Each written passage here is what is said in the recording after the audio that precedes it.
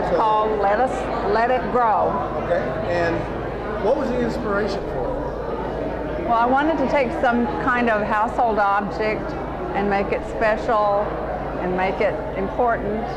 And since I'm a gardener, my clippers came to mind, and I got them out and cleaned them up and covered them with small knots of embroidery thread in a flower pattern. And it's a very slow process. It takes a long time, but I was happy with the way it turned out, and it did express what I wanted to say, that gardening was important to me, and I wanted to make it seem important by placing it in a prominent place and making a plexiglass stand for it. There were lots of challenges to make it fit, and then to work on it without stabbing myself with the points. So it was a challenge. It was very tight in working in that small space. Yes, it's different. I do knotting on lots of different objects, but I've never applied it to something quite as mundane as clippers, and I haven't done it in this manner before.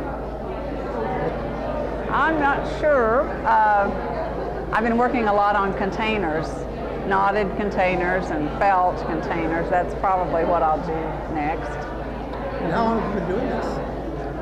Oh, 35 years. I started as a weaver, okay, and I finally sold my looms when I started felting, and got interested in paper and felt making and knotting, and so I don't weave anymore. And so I have changed a lot from the very first.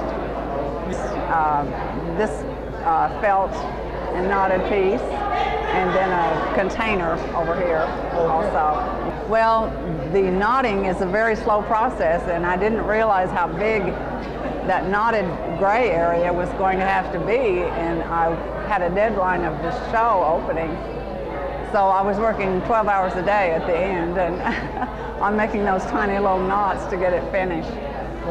For the knotting part, it took about a month of all my spare time.